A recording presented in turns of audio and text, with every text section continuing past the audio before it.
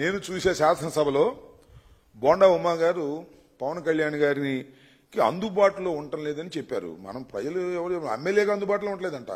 కూటమి ఎమ్మెల్యేకే బోండా ఉమామహేశ్వరరావు గారు కూడా ఉండేది రాజధానిలో ఉంటున్నాడు. అంటే రాజధాని అంటే విజయవాడలో ఉంటున్నాడు. ఈయన విజయవాడలే కదా, ఆయనే అందుబాటులో ఉండలేదంట. ఆ పొల్యూషన్ కంట్రోల్ బోర్డుకు సంబంధించినటువంటి వ్యవహారంలో నిన్న శాసనసభలోనే ఆయన మాట, శాసనసభలో మాత్రమే పవన్ కళ్యాణ్ గారు అందుబాటులో ఉంటున్నాడని, రాష్ట్ర పరిపాలనకి పవన్ కళ్యాణ్ గారు అందుబాటులో ఉండటం లేదని, బహుశా ఆయన ఉద్దేశం సినిమా బిజీలో ఉంటున్నాడని కావాలి. మనం చెప్పింది కాదు, నేను మరొకళ్ళు చెప్తే ఇదేదో విమర్శ కడుపు మంటతో పవన్ కళ్యాణ్ గారి మీద అంటున్నారని జనసేన వాళ్ళు మా మీద పడతారు. ఇవాళ బోండా ఉమ్మగారే చెప్పాడు పవన్ కళ్యాణ్ గారు అందుబాటులో ఉండటం లేదు అని. దీనికి ఏం సమాధానం చెప్తారో వాళ్ళని చెప్పమనండి. పవన్ కళ్యాణ్ గారు కోపం వచ్చి ఉంటారు సహజంగానే, ఆయన ఏమన్నంటే కోపపడతాడు. శాసనసభలో మాత్రం అందుబాటులో ఉన్నాడు అనేది అర్థమవుతుంది. అప్పుడప్పుడు క్యాబినెట్ మీటింగ్కి రావటం లేదండి, ఏంటో మరి విషయం తెలియదు మనకి. అది బోండా ఉమా గారి తెలియాలి, లేకపోతే లోకేష్ గారి తెలియాలి. అప్పుడప్పుడు క్యాబినెట్ మీటింగ్లకి ఆయన అటెండ్ కావడం లేదు. మరి ఏమిటో విషయాలు, మరి అంతర్గతంగా ఏం జరుగుతుందో మాకు తెలియదు. బోండా ఉమా గారే చెప్పాడు పవన్ కళ్యాణ్ గారు రాష్ట్ర ఉప ముఖ్యమంత్రి గారు అందుబాటులో ఉండటం లేదు అని. దీన్ని ఏ విధంగా తీసుకుంటారో తీసుకోండి, నాకు తెలియదు.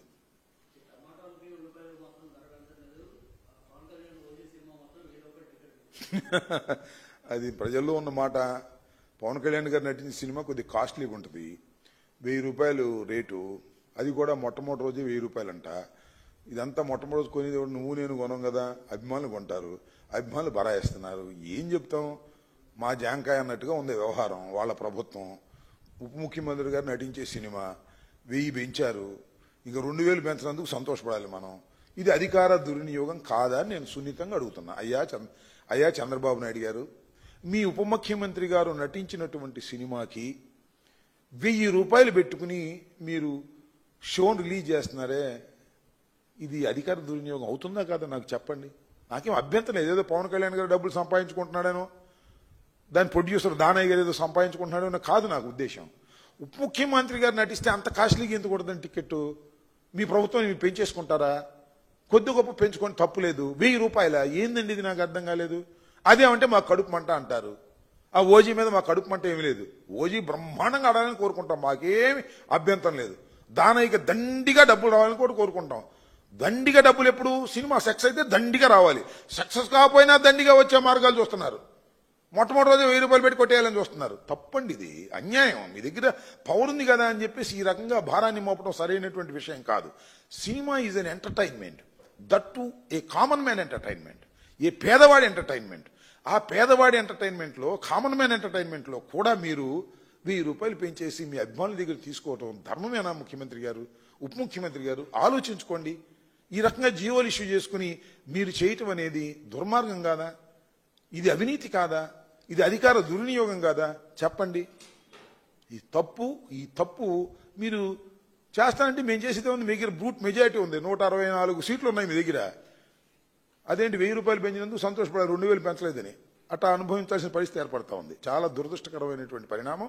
ఏది ఏమైనా ఓజీ బ్రహ్మాండంగా ఆడాలని, అద్భుతంగా ఆడాలని, దానయ్యకి 150 రూపాయల టికెట్ అయినా దండిగా డబ్బులు రావాలని కోరుకుంటాం తప్ప ఈ రకంగా రావడం అనేది అన్యాయం. దిస్ ఈజ్ కాల్డ్ దోపిడీ. ఈ దోపిడీ మంచిది కాదు.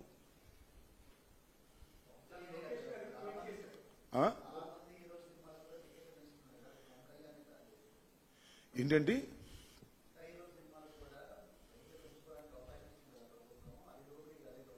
అంటే దీనికి ఇచ్చాం కాబట్టి మిగతా సినిమాలు కూడా ఇస్తున్నారనమాట. ఏదో సినిమా వచ్చింది బాగుంది, నాకు పేరు చెబితే బాగోదేమో. అదేంటది మొన్న చూశాను, దాని పేరు ఏదో ఉంది. ఏంటి కాదయ్యా, మిరాయ్, దానికి రేట్లు పెంచలేదే. మీకు విషయం తెలుసా, నేను 10 సినిమా చూస్తాంట, మిరాయికి 150కి ఇచ్చారు. మిరాయి చాలా అద్భుతంగా ఉంది, మరి దానికి పెంచలేదే. చాలా గ్రాఫిక్స్ కూడా అద్భుతంగా ఉన్నాయి. సరే, దానికి ప్రచారం నాకు ఉంటుంది, నేను చెప్తే నేను చూసి వచ్చా, అద్భుతంగా ఉంది, దానికి పెంచలేదు అబ్బాయి. అంటే ఉప ముఖ్యమంత్రిగా నటిస్తే బాగా పెంచుతారా?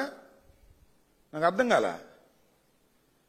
సో పెంచడానికి కూడా ఒక హై బడ్జెట్ మూవీస్కి పెంచుకుంటే తప్పు లేదు, నేను కాదంటలా. కానీ ఉప ముఖ్యమంత్రి గారికి స్పెషల్ ఏంటి అంటున్నా. ఒకటే గుర్తుపెట్టుకోండి, విస్తృతంగా ప్రజలు చూడటం వల్ల డబ్బులు రావాలి తప్ప తక్కువ మంది చూసినా ఎక్కువ డబ్బులు రావాలనుకోవటం తప్పు. సినిమా హిట్ అయితే ఎక్కువ డబ్బులు వస్తాయి, సినిమా ఫ్లాప్ అయినా కూడా పీక్ తినేద్దాం అనుకుంటే తప్పు. ఇది అధికార దుర్వినియోగం.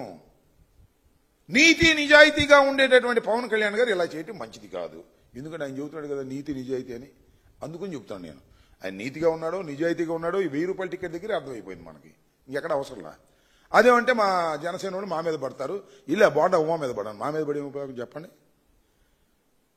బోండా ఉమా సాక్షాత్తు జన సైనికుల్ని జనసేన నాయకుడిని అందుబాటులో ఉండడం లేదని చెప్పేశాడు. అంతే, ఫినిష్ అయిపోయా. ఇంకా కూటమి ఎమ్మెల్యేని చెప్పాడు. మేము చెప్తే మళ్ళీ మా మీద పడి ఏడుస్తారు. దీనికి సమాధానం చెప్పుకోండి. ఊరిని టికెట్ రేట్లు పెంచుకుని డబ్బులు చేసుకోవటం కాదు నాయనా, కాస్త పరిపాలన మీద దృష్టి పెట్టండి అని కూడా చెప్తున్నా. ఏంటి పవన్ ఇది లోకేష్ ఏదో ఏమని దేనిలో అసలు వైసీపీ నేతలు దేనిలో అన్నిట్లోనూ వైసీపీ వాళ్ళే ఉన్నారు. ఆయన లెక్క ప్రకారం రెడ్ బుక్లు అట్ట ఉంది. పరకామణిలో ఉంటారు, లిక్కర్లో ఉంటారు, అన్నిట్లోనూ మేమే పెట్టిపారేమను, కేసుల్లో పెట్టేది లోపల దోసేయమను. అదే పనిలో ఉన్నాడు అబ్బాయి. తొందరపడి మాకరా సుందరబదన ఉంది ముసళ్ళ పండగ. అప్పుడేమైపోయింది, సంవత్సరం అయిపోయింది, ఇంకా 3.5 సంవత్సరాలు ఉన్నాయి. ఈ 3.5 సంవత్సరాలు అయిన తర్వాత ఉంటుంది భజన.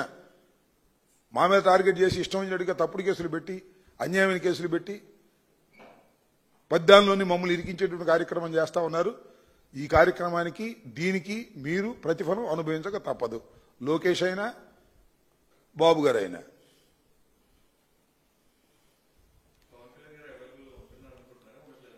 ఏంటి హైదరాబాద్ వాళ్ళకి అవైలబుల్గా ఉంటున్నాడు అనమాట, మనకు తెలియదు. మధ్య నిర్మాతలకే ఆ మధ్య మొన్నటిదాకా నిర్మాతలకు అవైలబుల్గా లేడు నాకు తెలిసి. నిర్మాతలకు అవైలబుల్గా లేక పాపం వాళ్ళు అబోదిబోమన్నారు. ఇప్పుడు నిర్మాతలకి అవైలబుల్గా ఉన్నాడు. ఆ ఓజీ ఒకటిను ఉస్తాద్ భగత్ సింగ్ ఏదో పూజ చేస్తున్నా అంట. ఆ పూజ చేసిన తర్వాత అవైలబుల్గా ఉంటాడు. అప్పుడు దాకా బిజీగా ఉన్నట్టున్నాడు. పాపం వాళ్ళ బాధ్యత